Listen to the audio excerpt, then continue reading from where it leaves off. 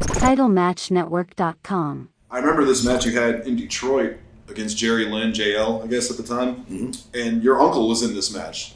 Do you remember this, or he took a wild bump in the first few seconds? Yeah, that was an accident. I broke his leg, an accident. Okay. He was my manager for Halloween Havoc, I think 96 or something like that. Yeah. He was my manager, and me and Jerry Lynn was fighting outside the ring, and my uncle come up behind Jerry while I was doing a moonsault out of the ring. He didn't know I was going to do it. And I hit him and Jerry, and if you watch the tape, you see his leg go, it broke his leg. Oh my God. And he got up, it was hard. I didn't know I hit him, soft land, I had no idea. When I look back, and I see him on the ground, I go, oh shit, and Jerry goes, don't worry, you knocked him over. I thought he had a heart attack or something.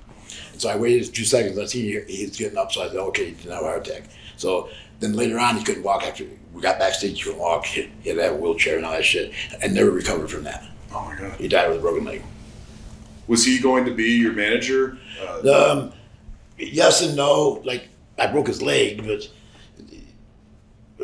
yeah, but I already decided I didn't want to work there. So he was there just to add on, and it was good seeing him with me on that big of a stage, but it was bad. I broke his leg.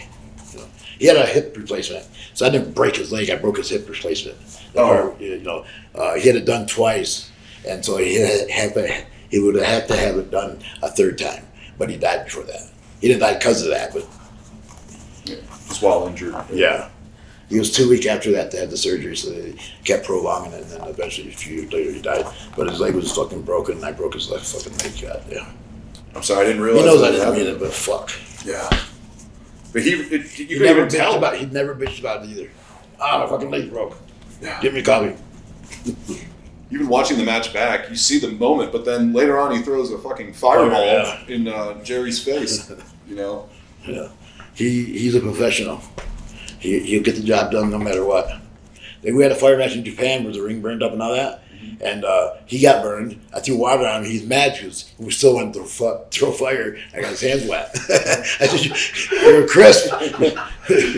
But he did it. He threw fire again. When I dumped water on him, his skin fell off his back. He goes, "What are you doing?" I got to throw fire, you idiot. He was the toughest son of a bitch I ever been around. Did you watch that the Halloween Havoc match back? You said you saw the. I don't know if you heard Bobby Heenan the way he put over the Sheik. He said that the Sheik built Cobo Hall. Yeah, he talks about Bobby Heenan a lot. He used to have Bobby Heenan, before Bobby Heenan was in the business, watch his car in the parking lot in Minneapolis. And she kept training him, Bruiser. But he really liked Bobby Heenan. Super liked him.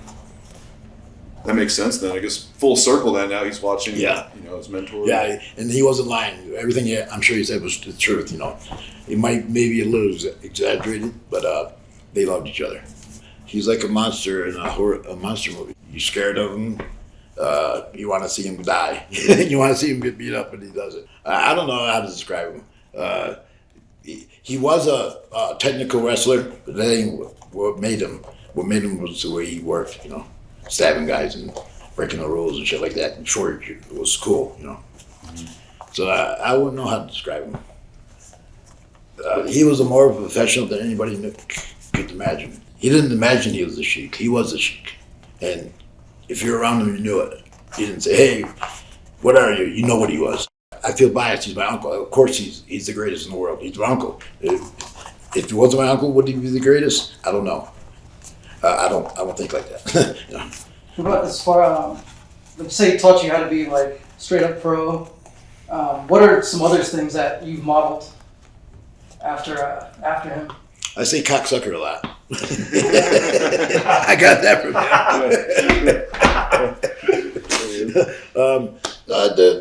him.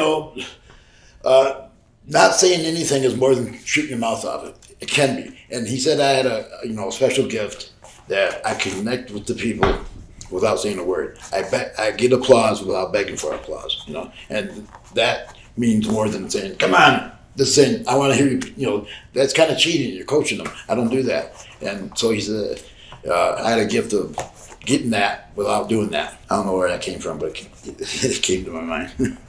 He taught me so much what I can't describe, but I could show you someday. Like if you're around me every day for 10 years, I can show you. I can't tell you in one day or one interview, because he taught me so much, you know.